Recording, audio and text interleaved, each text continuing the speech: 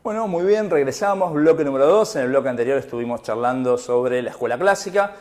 Nos queda pendiente revisar algunos puntos principales de la escuela marxista y la escuela neoclásica.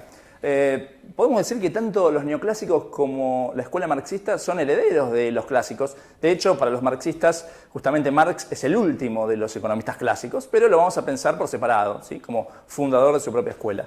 Temporalmente, en el caso de la escuela marxista, bueno, obviamente tenemos a Karl Marx como su iniciador, digamos. Estamos en mediados del siglo XIX. Bien, ¿qué puntos en común tienen con la escuela clásica que charlábamos en el bloque anterior? La idea de que la sociedad está conformada por clases sociales, ¿sí? Más aún, en algún punto, la historia de la humanidad es la historia ¿de qué? De la lucha de clases, ¿sí? De los que tienen y de los que no tienen nada, los que tienen los medios de producción y de los que lo único que tienen es su fuerza de trabajo, ¿sí? Otro punto, digamos, que sigue la tradición clásica es la preocupación por obtener una teoría del valor, que también va a ser una teoría objetiva del valor. ¿Qué quiere decir esto? Bueno, que obviamente el valor de una mercancía va a depender del trabajo. Pero Marx logra algo que David Ricardo y Smith no habían podido lograr, que es una medida invariable del valor. Podemos mensurar, podemos medir el valor de una mercancía. Y ese valor va a depender de qué? Va a venir dado por la cantidad de trabajo socialmente necesario para producir una mercancía. La palabrita socialmente necesario podríamos interpretarla como la cantidad de trabajo promedio, ¿sí? Hay quizás algunos más eficientes, otros menos eficientes. Bueno, la cantidad de trabajo socialmente necesaria. Ahí también aparece otro concepto interesante, que es el concepto de plusvalor o plusvalía. La idea ¿cuál es? Que el trabajo, ¿sí? La fuerza de trabajo es también una mercancía. Y como es una mercancía, va a tener también un valor de uso y un valor de cambio. A modo de resumen, ¿qué podemos decir? Que el capitalista contrata esta mercancía, contrata la fuerza de trabajo del trabajador, ¿sí? Y le paga solamente su valor de cambio. ¿Y ese valor de cambio por qué está dado? Bueno, como el trabajo es una mercancía más, también el valor de cambio está dado por la cantidad de trabajo necesaria para reproducir esa mercancía. O sea, está dado ¿por qué? Por la cantidad de alimentos que se necesita en un contexto determinado, en un momento dado, para justamente que pueda sobrevivir la fuerza de trabajo. Entonces, si bien le va a pagar un salario de subsistencia para que se pueda reproducir esa fuerza de trabajo, el capitalista que obtiene un valor de uso, o sea, el trabajador es pagado por su valor de cambio, pero genera más valor, ¿sí? Sus capacidades, digamos, el trabajador genera más valor que el que le es pagado. Esa diferencia sería el plusvalor o plusvalía, que obviamente queda en manos de ¿quién? Del capitalista. Bien, obviamente, al igual que la economía clásica, el foco está basado en el mundo de la producción. Y tenemos otra idea interesante, que ahí sí es un punto de ruptura con la economía, digamos, clásica de Smith, de Ricardo, que planteaban, digamos, vimos a través de la ley de Say que los clásicos planteaban la idea del pleno empleo. Bueno, acá tenemos, se nos presenta el fenómeno de la desocupación, ¿sí? De la desocupación o del desempleo involuntario. En este caso él lo llamaba un ejército industrial de reserva. Ese ejército industrial de reserva, podemos interpretarlo como la gente que está desocupada, los trabajadores que están desocupadas, son inherentes al sistema en el sentido de que permiten que ese salario sea de subsistencia. ¿Por qué? Porque si no hubiera ese ejército industrial de reserva, esa fuerza de trabajo desocupada, obviamente las empresas tendrían que competir en un mundo, digamos, sin desocupados, tendrían que competir por esos trabajadores, los salarios serían más altos y eso ya no garantizaría el salario de subsistencia. Así que este es un concepto muy importante.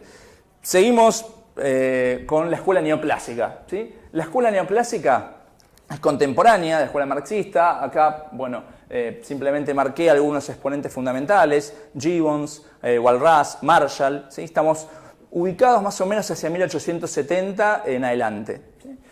Un punto importante es que la economía, a diferencia de los clásicos y de Marx, pierde su apellido, o sea, la economía política deja de ser política. ¿Qué quiere decir esto de que deja de ser política? Bueno, quedan de lado, digamos, la escuela neoclásica es ahistórica, ¿sí? Yo hay algo que no mencioné recién con el afán de avanzar con cierta rapidez, de hecho lo habíamos anotado. Para el marxismo el capitalismo es una etapa más, ¿sí? Una etapa histórica más, ¿sí? Un modo de producción.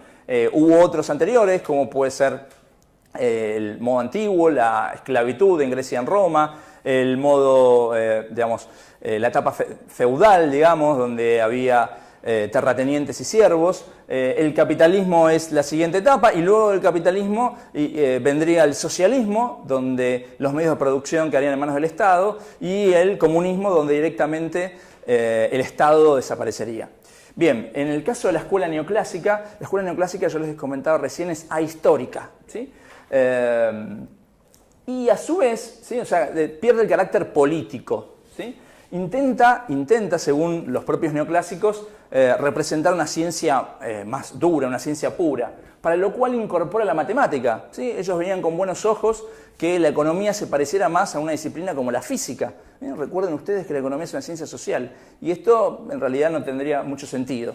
Bien, tenemos una teoría del valor que es muy diferente de la teoría de los clásicos y de Marx. ¿Por qué? Porque incorpora una teoría de valor-utilidad.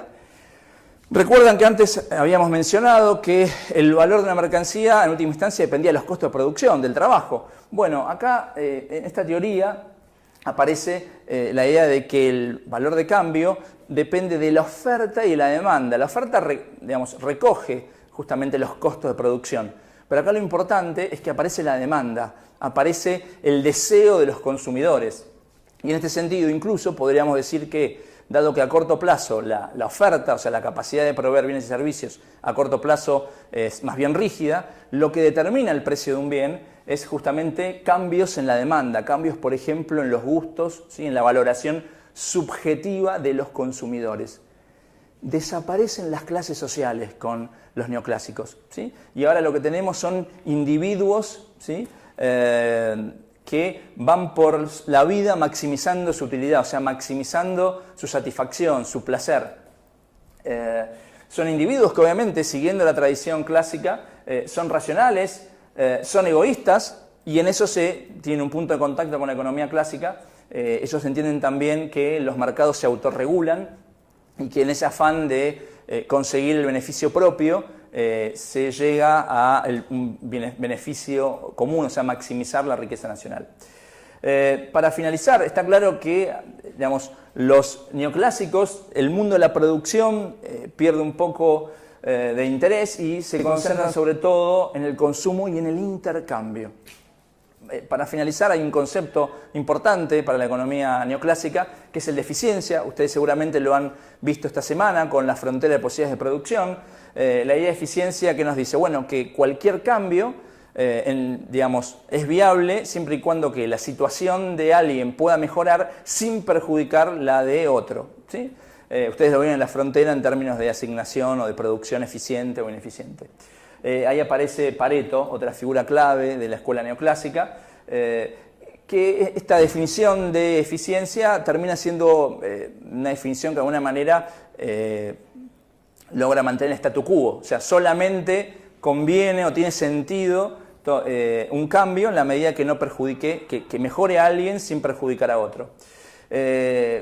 Finalmente diremos que luego dentro de esta misma escuela neoclásica, más adelante, ya en el siglo XX, van a aparecer lo que se llama las fallas de mercado, la idea de que los mercados no son siempre eficientes, sino que hay excepciones, como las fallas de mercado, que lo vamos a revisar más adelante, los bienes públicos, la información asimétrica. Eso será motivo en unidades posteriores. Bien, terminamos el bloque número 2 y enseguida arrancamos el bloque número 3, el último bloque, donde vamos a charlar sobre la escuela keynesiana. Los espero.